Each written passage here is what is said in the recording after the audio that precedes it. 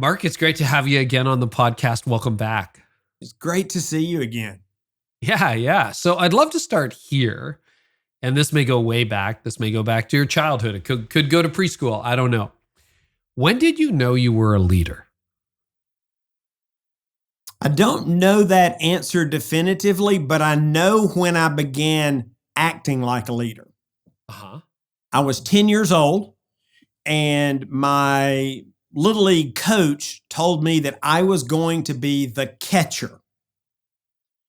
And I remember going to the school library and asking if they had a book on being a catcher. And they did. And my recollection of it is that it was written by Hall of Famer Johnny Bench. He was not a Hall of Famer at the time. He was actually new in the league.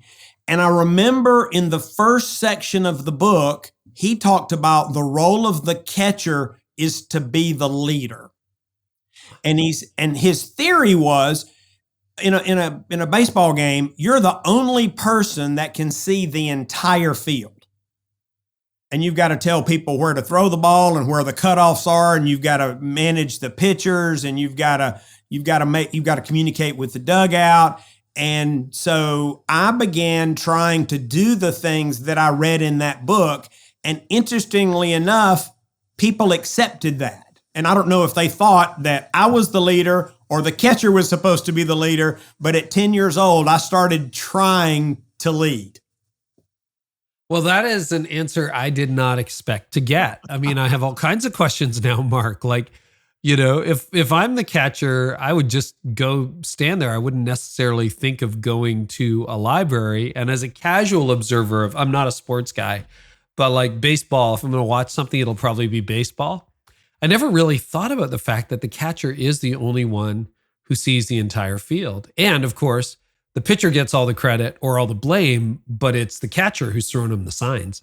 Right? Yeah. And one thing I liked about it, again, as I reflect, I'm not even sure I knew this in the moment, but the tactical nature of it. He had an illustration. He said, if your outfielder has to run a long way to make a play and you think he's winded, go out and talk to the pitcher. Not so that you can talk to the pitcher, so that you can let your outfielder catch their breath before the next batter. I mean, so I remember it being very tactical, and I'm a little kid going, I can do that. I remember the very first game that happened, and I went out to talk to the pitcher, and the coach said, what are you doing? And I said, I'm giving him a chance to catch his breath, and I said it out loud, like maybe I wasn't supposed to say that, but I didn't know. I was 10, right? This is fantastic. So I take it I remember Johnny Bench. I mean, yeah. This wasn't, hey kids, here's how to be a catcher. He probably wrote that for adults, or was it a kid's book? As I remember, it had a lot of pictures. Okay. So I don't know if it was a kid's book or an adult book, but it was in my grade school library, and I remember checking it out. That's pretty cool. So that sort of the bug got bit. The bug bit you. At that point, to be a leader, where did it go from there? Well, it probably went a bit dormant for a while. I continued to try and do the things I could to influence on the various sports teams that I was part of. I was not always the catcher. I played other sports, but I tried to add value. And I think that would have been the extent of it, a very low key, almost a passive approach to leadership.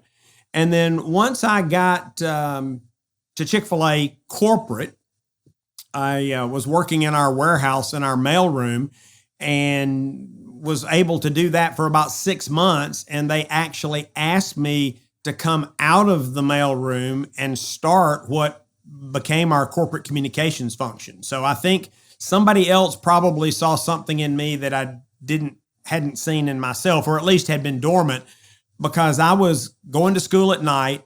I was 19 years old, and I started hiring a team, and we started doing communications work, which of course makes no sense. But the only thing that gives that any sense of legitimacy is there weren't but 16 of us on the corporate staff. So when you've only got 16 people, you can let the kid do whatever you need somebody to do. And I would do it. Like, okay, what do you need me to do? And so that was probably my first real leadership job, and I had to hire a team, and we had to produce work, and we had budgets and schedules. And so, it's been a long and winding road since then. Yeah, and that's really interesting, and we covered some of your first years at Chick-fil-A in our last conversation, which we'll link to in the show notes. But you describing that being 19 years old, I mean, Truett Cathy wasn't 23 at that point. How old would the founder, Truett Cathy, have been approximately when you were 19? He would have been 45, probably 40, close to 50. Which is real close to 50, maybe 50. Yeah, like he wasn't young. He wasn't just starting out. Why do you think he entrusted a 19-year-old with that level of responsibility? Because again, like you're saying, he was directly involved at that point in the company. It's not like it's this $1 billion, hundreds of employees organization at that point. Right. Again, I think I brought what I could to the table, which was a willingness to learn. I was willing to work hard. I was willing to work long hours. And, I know a lot of leaders today, when they have a problem to solve or an opportunity to seize, they give it to a leader. Mm. Well, in this case, I'm guessing he didn't have any.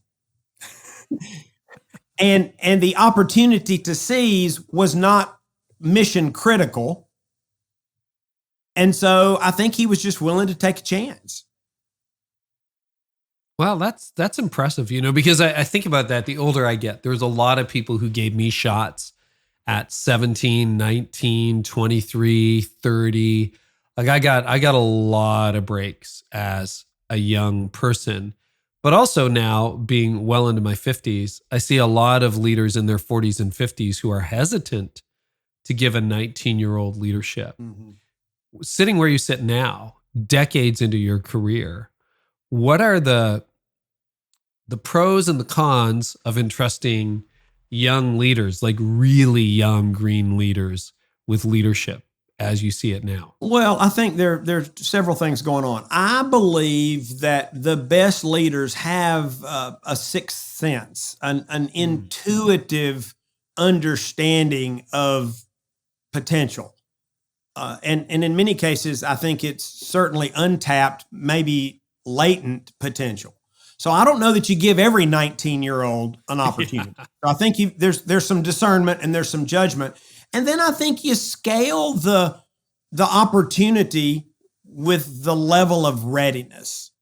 Right. So again, I said it became our corporate communications department, but early on it was more of an audio-visual group, and I'm setting up projectors and doing things of that nature and helping prepare our annual meeting, but somebody else was responsible for the meeting and I was a helper.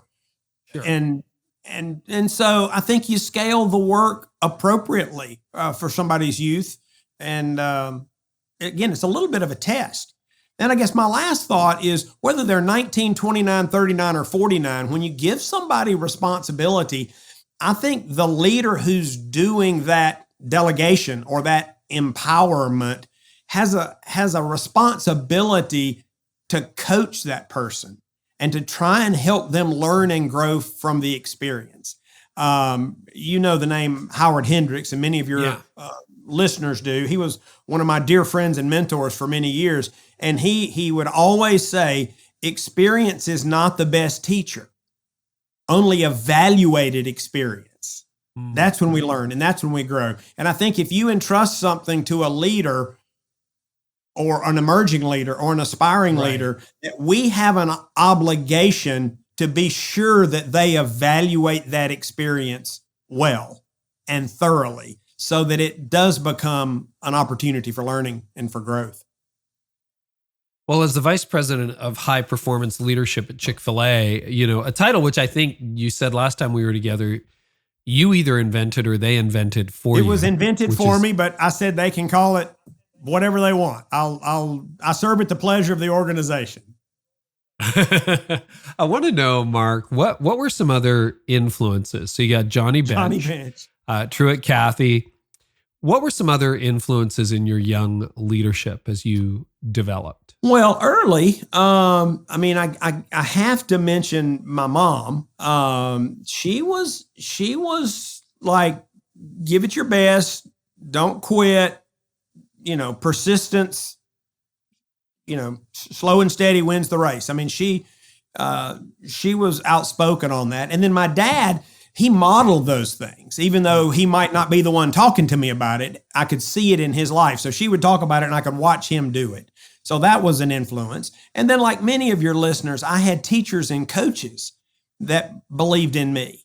Again, 4th grade, 5th grade, 6th grade, 7th grade. I can remember some of those teachers. I can remember coaches from high school that invested in me. And so I think I had many of those early formative influences that would resonate with a lot of your listeners. What did your parents do? Well, Dad started in sales and spent about 20 years in sales. And then he spent his last 20 years, he worked for Delta Airlines out at their jet base at the airport in their operations group. And Mom was a stay-at-home mom after we came along. So it was again, pretty typical childhood of that era. It's funny how things change. So you've led at a very high level at Chick-fil-A and written, this is book number 10, I think. You've done this for decades, but you're also a believer in hobbies. So a seemingly demanding hobby is the one I want to talk about with you right now. It's taking you to Antarctica, Everest Base Camp, the jungles of Rwanda, and the Galapagos Islands. Can you explain what that hobby is and its relationship to your life and well-being? Okay. Well, it's actually two things that have converged there. My oldest son and I decided over 20 years ago that we were going to do something every year that would stretch us and that would challenge us. And so we started any number of crazy things, some of which you've mentioned. He also convinced me at one point we needed to run a marathon, and I'd never run to the mailbox. And so we did that. And, other crazy things. So you combine that with my love of photography, which I learned when I assumed the role at Chick-fil-A for corporate communications. I found myself almost within the first week, it feels like, it may have been a month, but I was having to hire photographers and I couldn't even talk to them. So I mentioned the fact that I was going to school at night. And so I started taking photography courses as electives while I was earning my degree so that I could understand the language to talk to the photographers. And then pretty quickly, I ended up shooting a lot of the things for Chick-fil-A myself over the years. And so I first picked up a camera over 40 years ago. So it's this lifelong learning, want to keep growing, keep stretching, keep challenging myself. And photography have collided, and we end up in some of the world's hardest to reach places. Well, yeah, I'm very fascinated by that because a lot of people would say, well, I take pictures now and I take them of my family, or I go for a walk near the house or something. And then I get back to work. Like, you've got this unbelievable career in a rapidly growing company, plus you write books. And I mean, getting to the Galapagos or to Rwanda or to Everest Base Camp, I mean, that's not, I took an afternoon and I went and shot some pictures. Like, you're devoting some significant time, and there's some physical challenges in each of those locations, Antarctica included. Right. So talk about how you carve out time for something that demanding and yet that energizing. Well, I often wonder, is my son trying to keep me young or kill me? And so, I hope he's not. Jury's trying to out on me. that one. You'll see in the end. Well, I hope he's just trying to keep me young. I think many leaders listening to this show right now, we've got to be fit to lead. And that looks different for everybody. And there's no judgment intended in that comment. Sure. But when I'm not fit, I don't lead well. And so, again, I think there's a little bit of convergence, right? I want to do this with my son. I want to continue to grow and be stretched. And I love photography. And many of these adventures, some lowercase a, some big A, adventures require me to get in shape. Yeah. Whether I'm in shape when we say we're going to do it or not. Again, I mentioned the marathon. I'd never run to the mailbox before. And so I've got to start training so that I can ultimately run a marathon. And when we're going to go to Everest Base Camp, I've got to go to the gym. I've got to work with a trainer. I've got to get ready, because I tell folks, I really don't want him to have to carry me. I mean, he's a big, strong guy. He could, but I don't want him to have to carry me. So I love it when these things align. It's not like I'm doing something different. When I'm in better physical shape, I'm better husband, father, leader. I'm better mentally and emotionally and relationally. Oh, and I can do these trips. So I love when these things come together. What do you love about photography? I think at some level, I'm a storyteller. Now, I know some real storytellers, so I'm not like some of them, but I love to tell stories.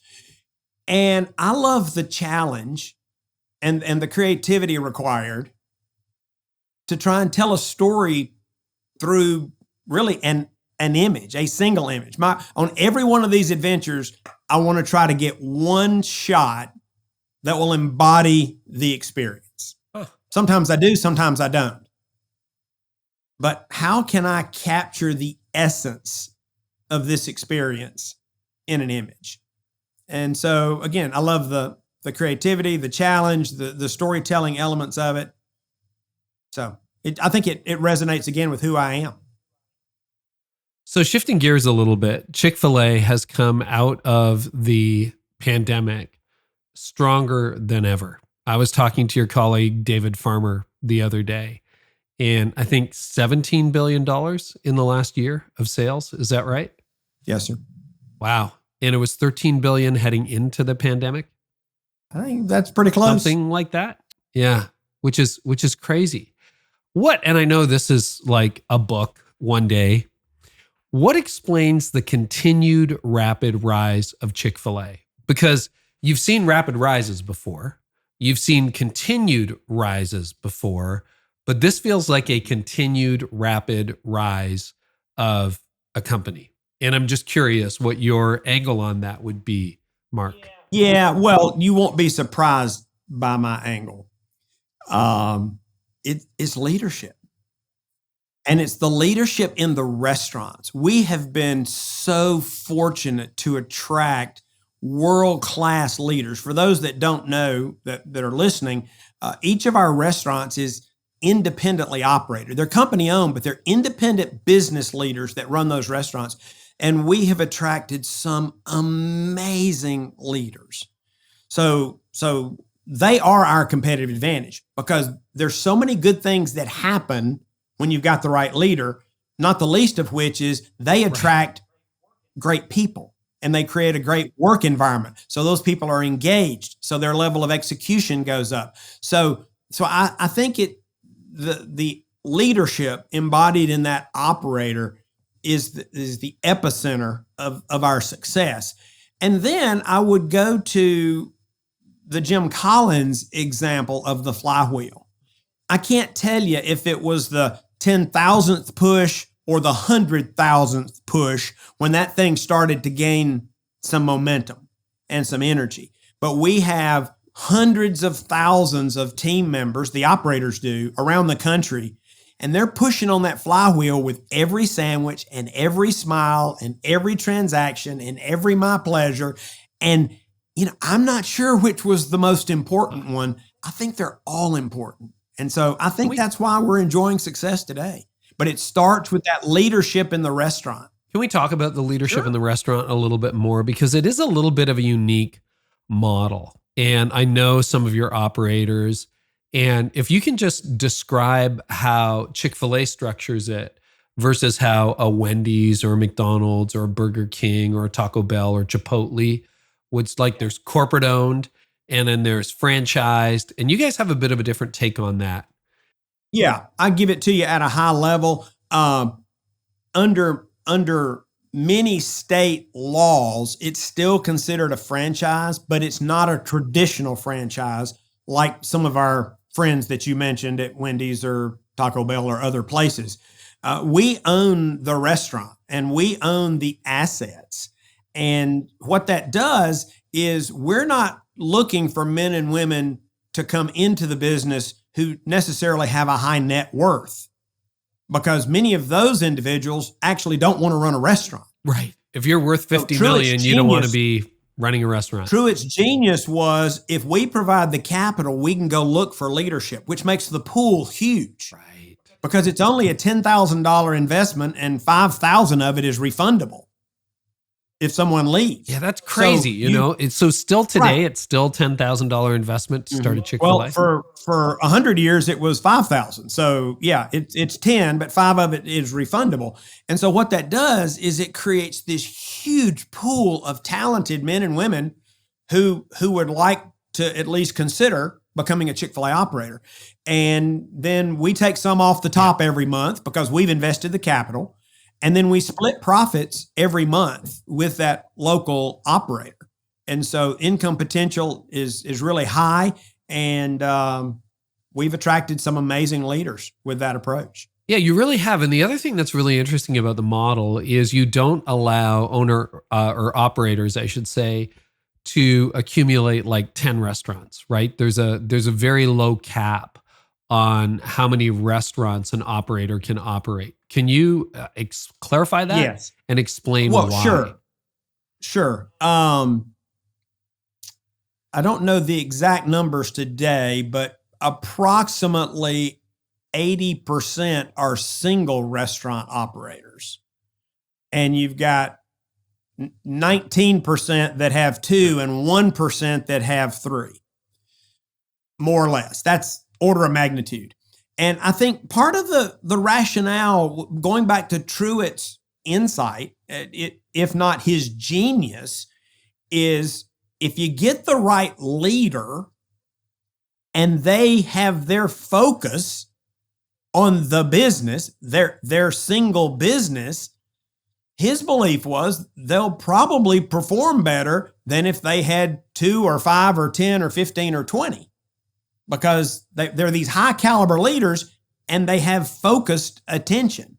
Now, the reason we've moved to 2 or 3 is generally customer driven. When the customers demand that we put another restaurant in an area, and you say, well, how would they demand that? Well, when sales get so high we can't sell anymore, and then we start aggravating people, we think we need to put another one in here. So assuming that woman or man who's running that restaurant, assuming that operator is capable, they'll get a second restaurant.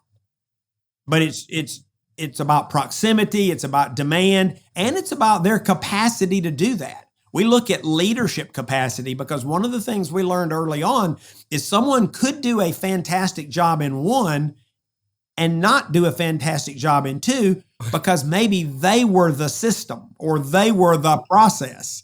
And success totally hinged on their physical presence. And again, we wouldn't even criticize those people, but we learned early on, if you give those people 2 restaurants, they're going to struggle, if not fail. So part of that equation or calculation, I should say, it's not an equation because there's a lot of judgment involved, but demand, proximity, and the capacity of that operator to actually replicate that performance in 2 locations.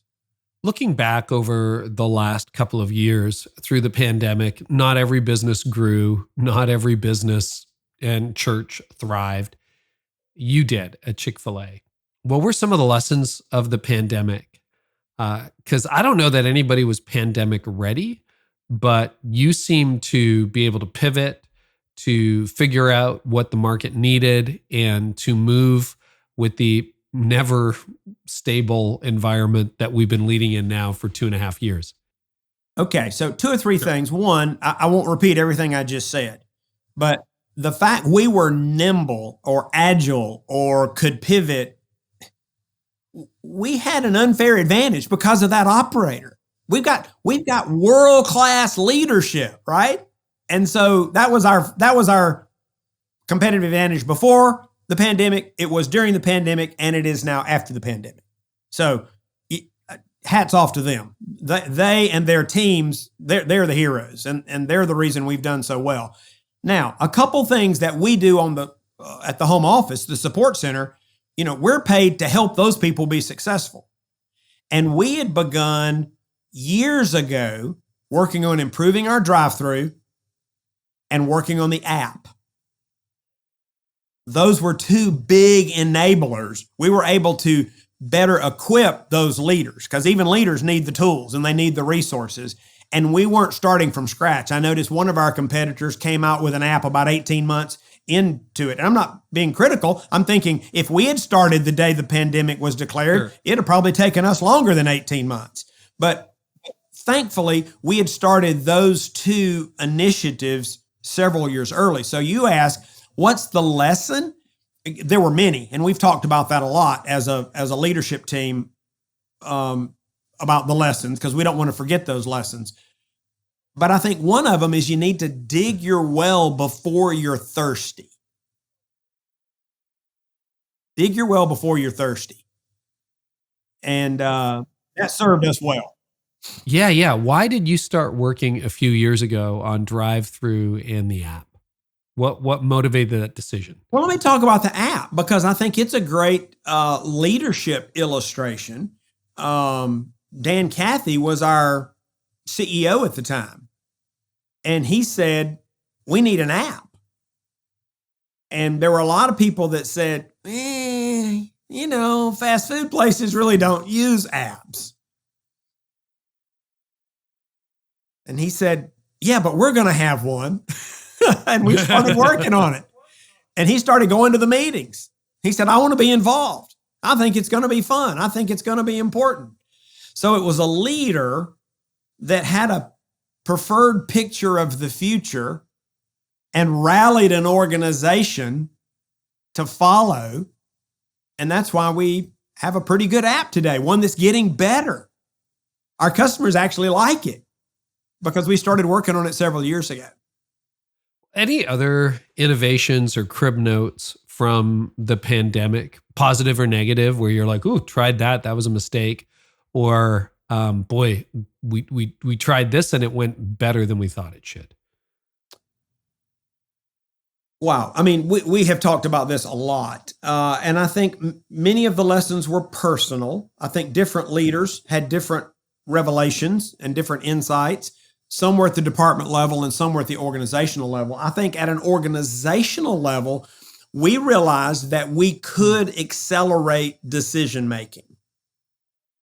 That is something that we just have a long history of very methodical decision-making. And I think we could trace that back, I guess, all the way to Truett. And I'm not even saying that's bad, but the world's moving faster. And we had begun getting some feedback from our staff members specifically and our operators to a lesser extent that we needed to move a little more quickly. And we learned during the pandemic that we actually could make some pretty important decisions well more quickly. And so we're encouraging each other, don't go back to the pace on decision making that we had pre-pandemic. So that's been an important lesson for us. How did you do that? Because if you have a multi-decade tradition of decision making, how did you do that and yet keep the accuracy reasonably decent? Well, I think that's what we're not just talking about making decisions faster. We actually want to make better decisions faster. And so that's what we're working on. And it's analytics, it's learn from others, it's experiments and pilots and test and learn. So you don't feel like you're betting the farm. And so we can test and learn more quickly if we're going to try it in one restaurant or 5 restaurants. Maybe historically we wanted to get things right and then do a chain-wide rollout. So some of it has been a change in methodology. I think there's several things. And you just got to have leaders that are a little more comfortable with risk. Again, you're not going to bet the farm, but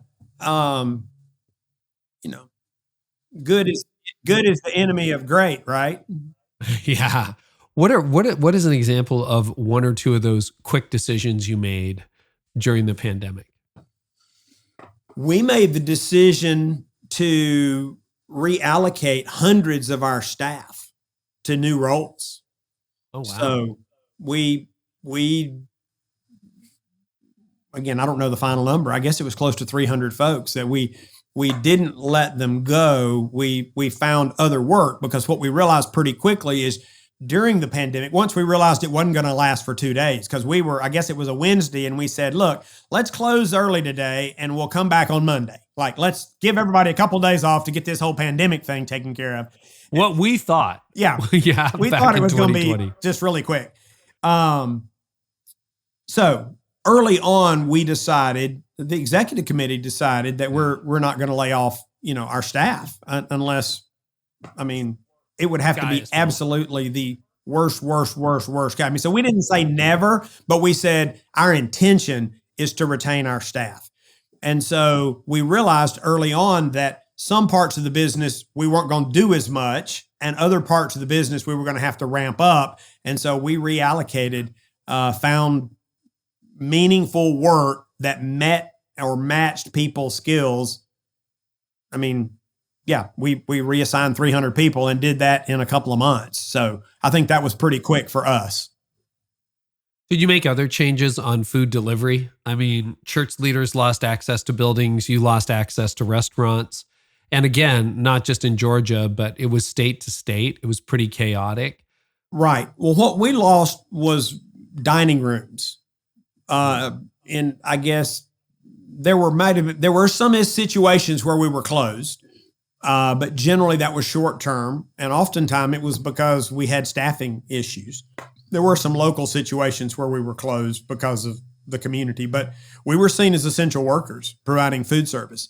And so what we lost almost across the board for a season was access to our dining rooms.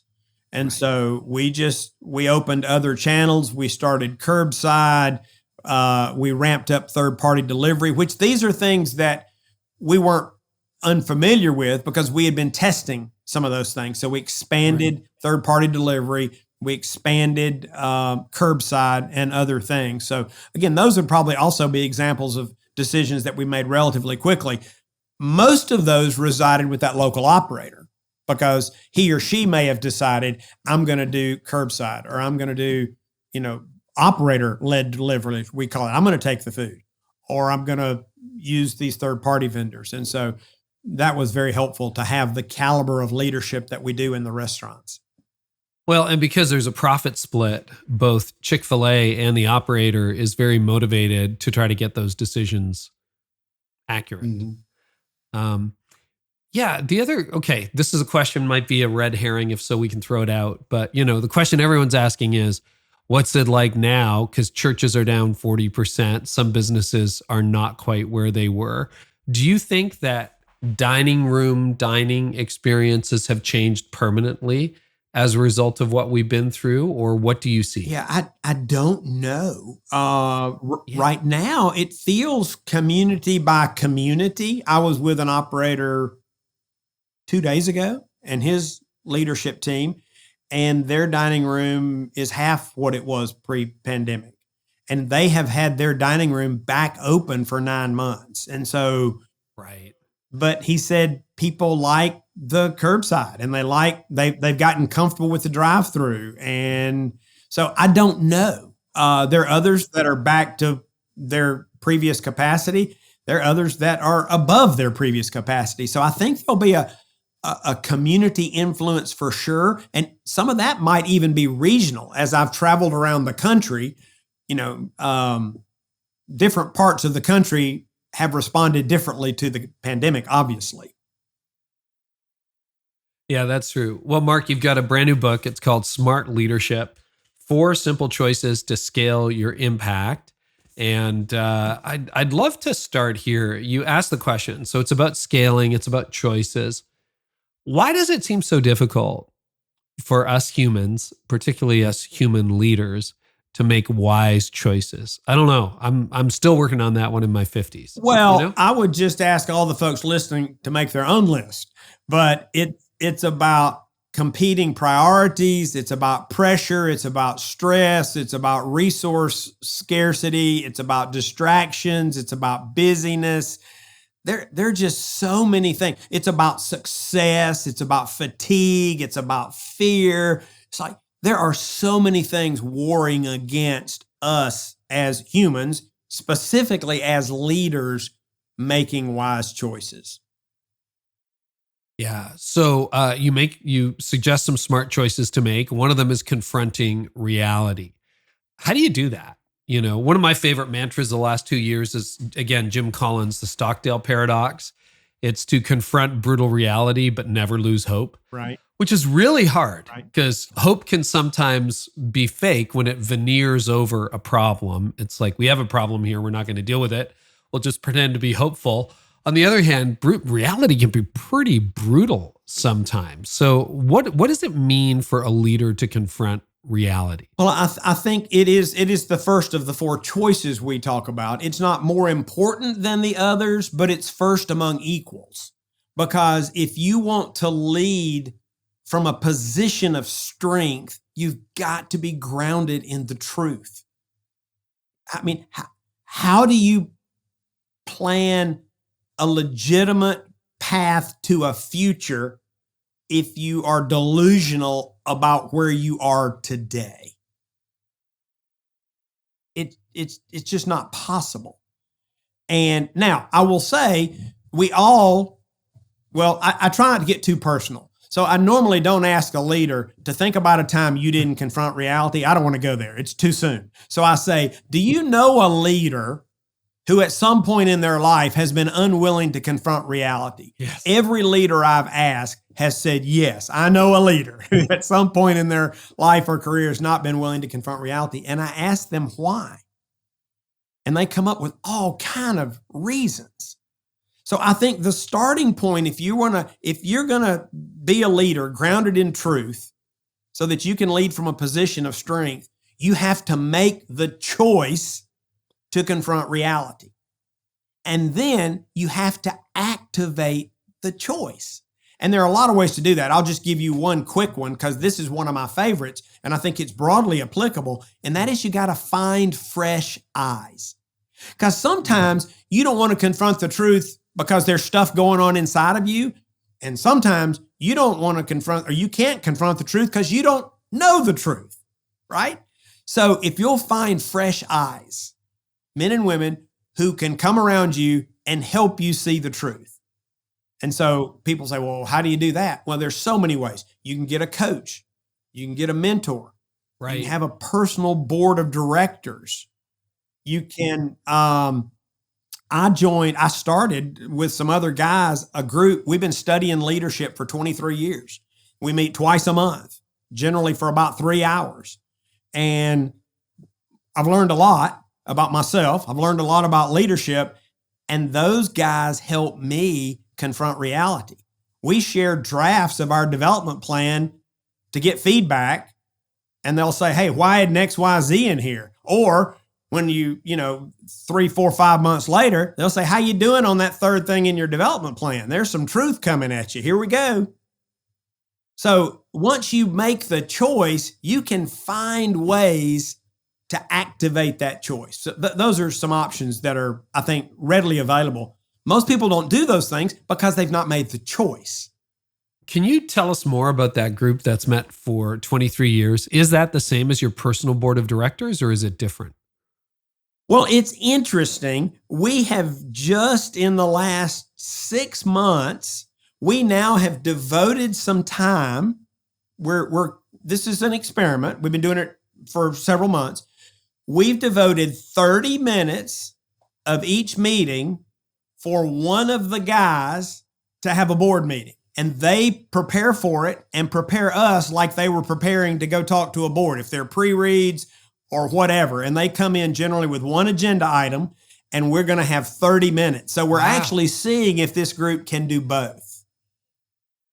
Be a learning circle and serve as personal board of directors. Because I would tell you what's happened for more than 2 decades is we call each other for individual counsel, but we've not been as good outside the development plans on somebody who's thinking about a career change. We had a conversation recently. A guy said, hey, we're going to spend this next half hour about a potential career change. So we're experimenting to make it the board of directors. How do you, first of all, that's a huge time commitment. I mean, you're a busy vice president at a multi-billion-dollar company who also has a hobby and a life.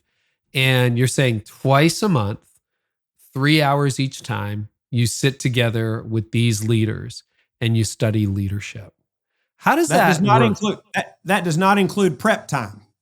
Okay, talk about prep time. How do you prep for this? Well, we've done a lot of things over the years, but typically we're doing a book study. And so there'll be questions, and we're going to cover these 50 pages, and here's 7 or 8 questions that you need to be prepared when you come in the room. So I don't want to make it sound like there's a lot of prep time, but you got to do your homework. You can't do the Blinkist. Else. Mm-hmm. Yeah. Yeah. So, so how do you do it? Yeah. It goes back to a choice. So here's what I believe, and I think the men in the room that I'm talking about would agree with this statement. Your capacity to grow determines your capacity to lead.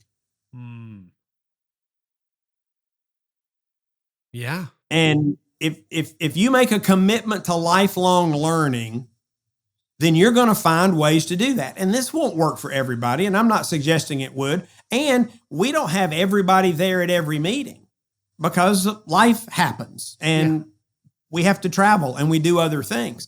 But we've probably, I bet we don't take attendance per se, but 80% of the guys are there virtually every time. There are 10 of us in the group right now. I was going to ask you how many. Yeah. There are 10.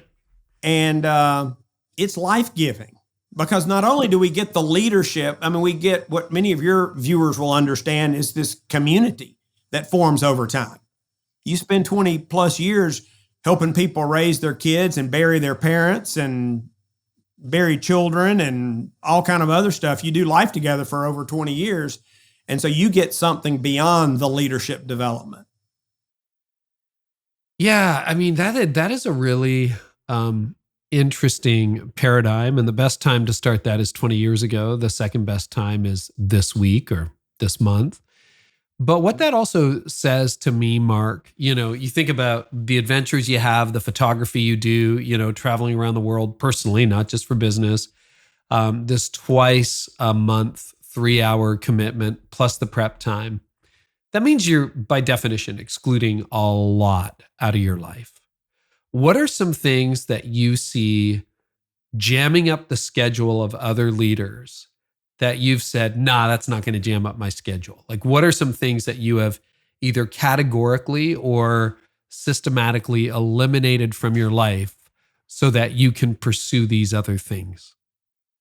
Well, let me quickly say that it is an ongoing battle.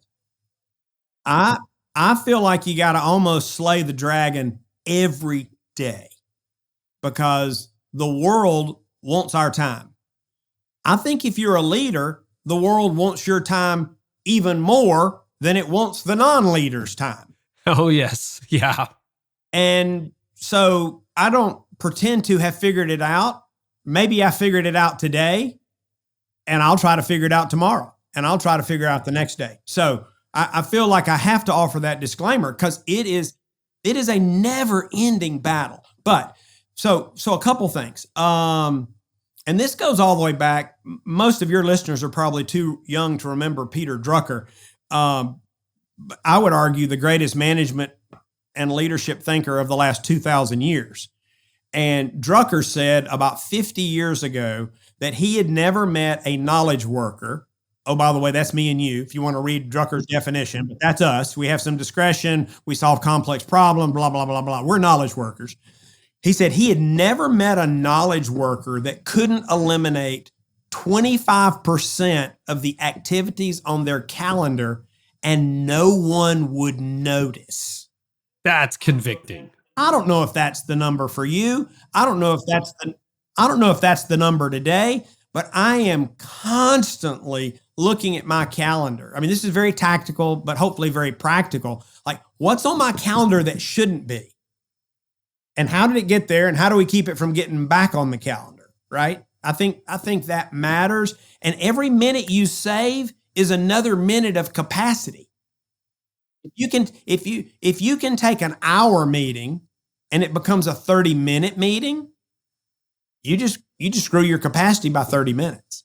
Yeah. And if that's a recurring meeting every other week, think about how many hours you get back over the year. So I think there's a diligence. I think for me, it starts with your calendar. I mean, the minutes are more than minutes, right? The minutes are our lives. Can you think about what you used to do that you no longer do? Like you look at Mark 5 years ago and you're like, yeah, I used to think that was important and I just don't do it anymore. Well, I used to take more requests like on face value versus let's figure out what's the objective. Am I the right person? And by the way, do you really need me for an all-day meeting? I know that sounds crazy, but I'll ask my assistant to say, ask them if you can see the agenda and ask them if there's a portion of the meeting that Mark can add most value, or is there something critical? And they'd say, oh yeah, we really need him from 1 to 2. It's like, well, okay, then we're not going to come from 8 to 4 kind of thing. So again, I know that's very nitty gritty, but are these internal meetings? No, this is really good. Like that could be a Chick-fil-A event that you would ask that question. Yeah. Yeah. Yeah. Yeah. And again, this is something I actually regret that I've changed, but it has saved some time. I don't do a lot of outside speaking, but if I was going to speak at a conference on Tuesday and the conference was Monday, Tuesday, and Wednesday, I'd go to the whole conference. I really can't do that anymore. So I'll go and speak. I understand that. I do more of that. Again, there are limited examples of that, but I have to go in and out more just because there is a lot going on. Well, let's get into scaling your capacity. So, you do say in the book that a lot of leaders are struggling with overwhelm. You call it quicksand, right? People are just trying to swim in quicksand, it's not going particularly well. What are some of the best time and energy management theories, and how have they helped you scale your capacity over the years? Well, I want to talk briefly about this because I've got nothing helpful, insightful at all here. Just tell you the truth. Diet, exercise, water, rest, relationships. That's a pretty good on recreation. Add all that. That's how we manage and steward our energy. Now, I will say this. I challenge leaders. You've got a plan for everything. Do you have a personal energy management plan? Like most people don't. Most people don't. And do you sleep enough? Do you eat the right stuff? Do you drink enough water? Do you get enough exercise? And so again, I wish I had more there. I felt guilty putting it in the book because it's like, I guess this will be a good reminder. Now, I will say energy is only part of capacity. So I want to say a little more about that. But if you don't have the energy to lead, it doesn't matter if you know what to do or not. Yeah, showing up and falling asleep behind your keyboard is not going to help. It's been something I've thought about. Or showing up at a meeting where you could add huge value, but you're just too exhausted. Yeah. And so I just think the basics are the basics around energy. And how much sleep do you get a night? Well, I have turned that up. I'm getting about 8 hours now, whereas that's something that I changed. I used to get 6, and if I needed to work around the clock, I could, and I would. And I'm better with more sleep. I add more value. My contributions improve. I ask better questions. I provide better input. I'm more creative. And so I'm targeting 8 hours a night. Again, probably averaging 7.5 right now. But I'm shooting for 8 because I'm better. I'm with you on that.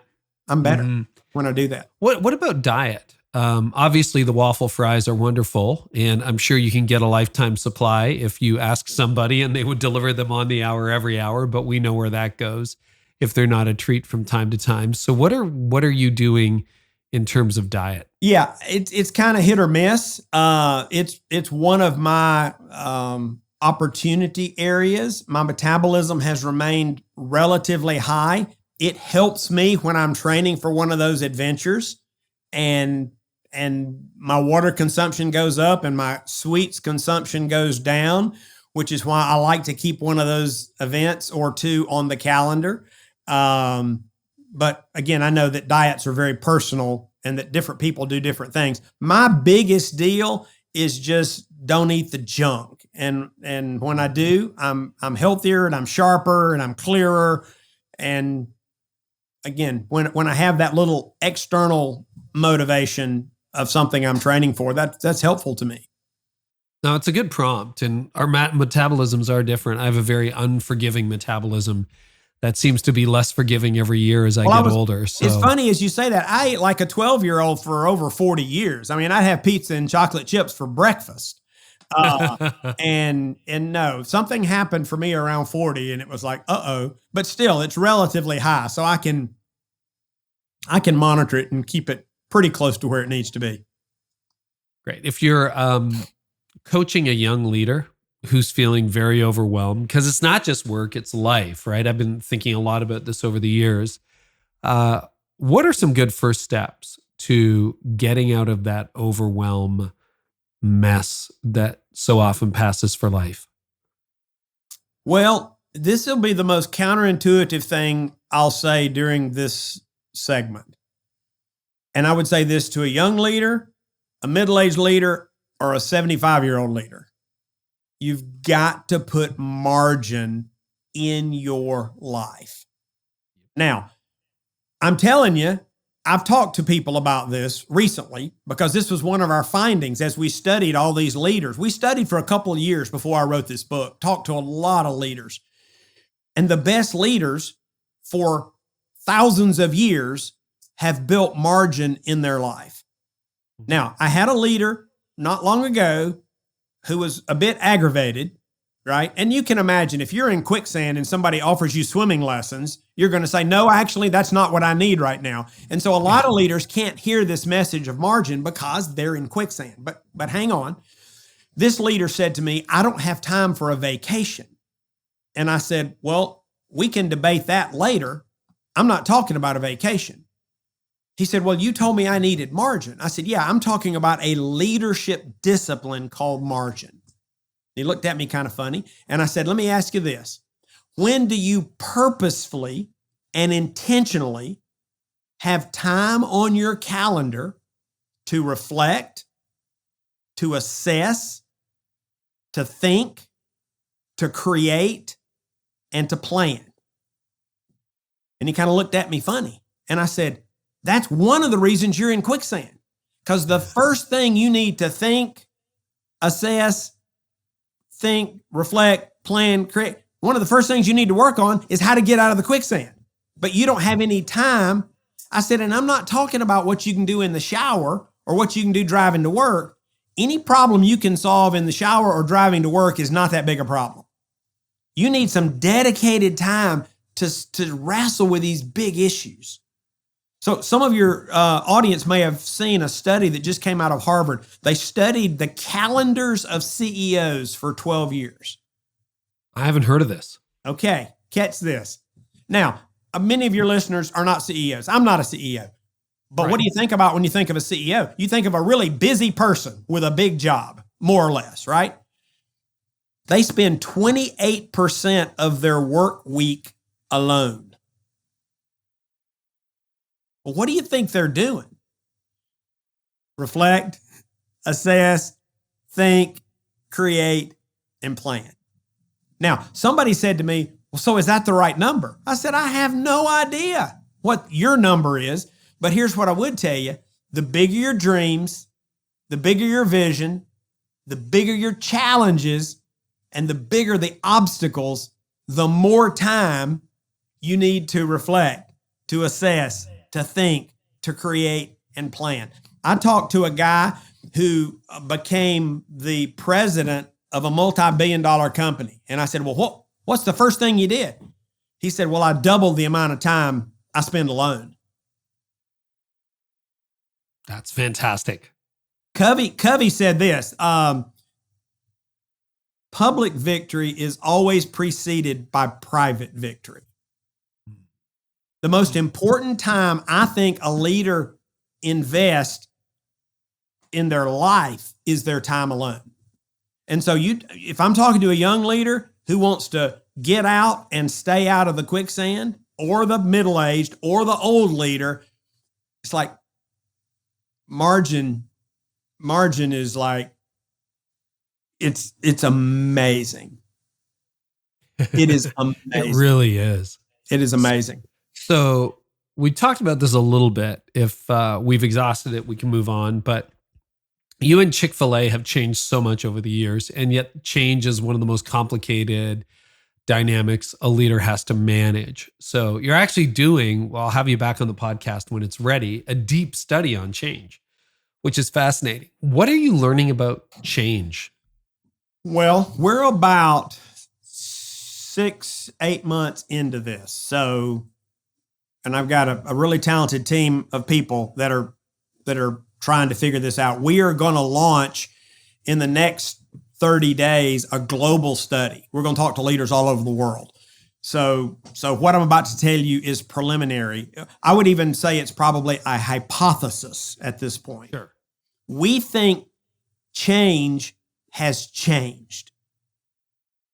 We think what's required today from a leader is actually different than what was required of a leader even a decade ago.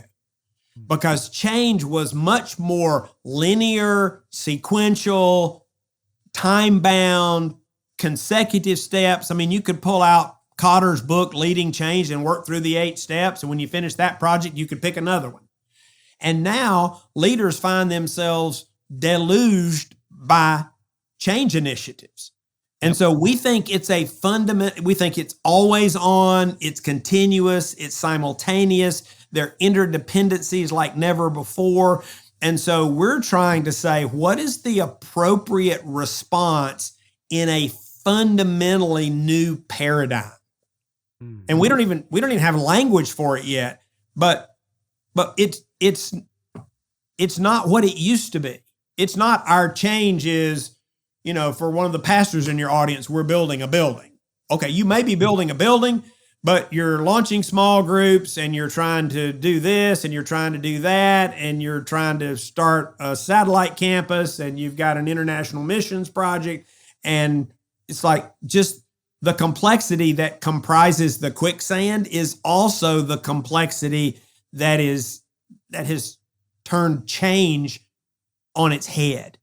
And we're not sure when we try to help leaders around the world with this new paradigm, we're not sure what to tell them. We don't think the answer is do the old methods faster. We don't think that's the answer.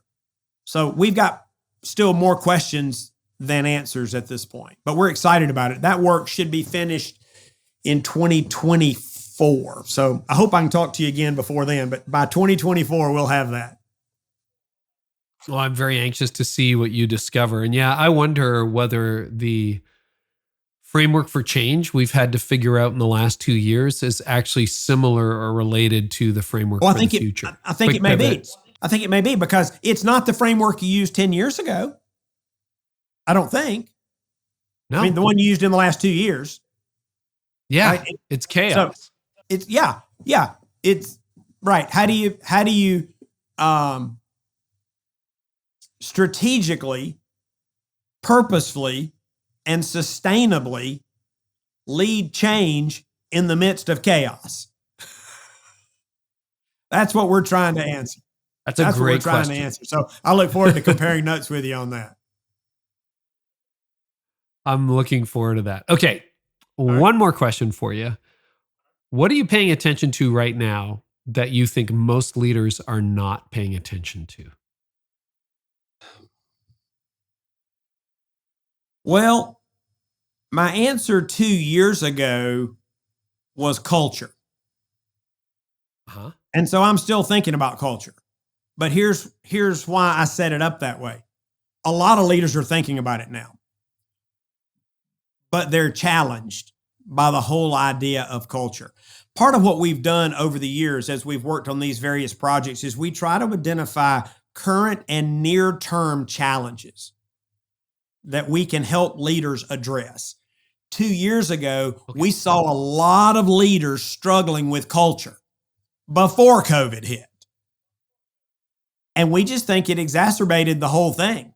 And I've talked to so many leaders during COVID that, man, again, their world's gotten flipped upside down. And some of them would tell you and have told me that their culture is on life support, that COVID basically killed their culture or tried to. But then we talked to some leaders whose culture thrived. They thrived during COVID, that it was in fact their finest hour. Well, I think it has a whole lot to do with how strong was your culture before COVID. And so we started on this project. Yeah, fair. We started on this project way back, trying to figure out how to help leaders deal with culture. And what we believe is that it's probably more needed now than it was when we started this work 2 years ago. We think COVID basically accelerated virtually everything in the world by at least 5 years, maybe 10. Like the use of an app to order food. We were headed there anyway. It just happened quicker. This whole remote work thing, that's where the world was going. It's just happening quicker. Having stuff delivered to your home instead of going to the mall, that kind of stuff was happening. It's just been accelerated.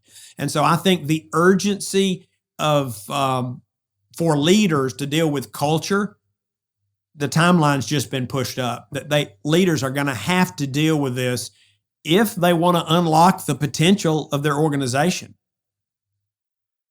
Well, Mark, I got to thank you so much for a fascinating conversation. The book is called Smart Leadership. Your latest one is out there now in the wild.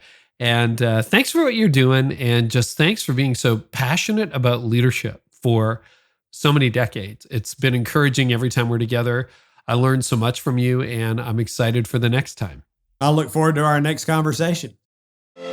Thank you for watching the Carey Nieuwhof Leadership Podcast on YouTube. I hope it's helped you thrive in life and leadership.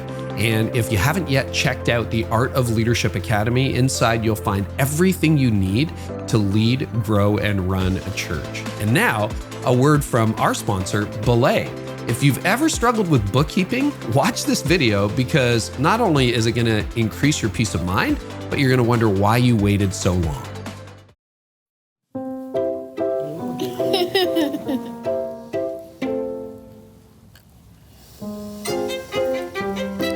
Dan, it's tax season. I still need all of your vendors' W-9 forms from last year. Here. That's nice, sweetheart. Bet I'm not thirsty. Whoa. A BELAY bookkeeper? Really? Is that where we are now? I took care of the forms for Dan this morning. They are already in your inbox. Oh. So, okay. Let's let them enjoy their day. Never miss a moment. Leave the tea. Modern staffing from BELAY. Great, please. You know there's not even any real tea in there? Oh, well, she's a young girl. Let her have fun. Have fun today, sweetie. Get out. Go. You are being ridiculous.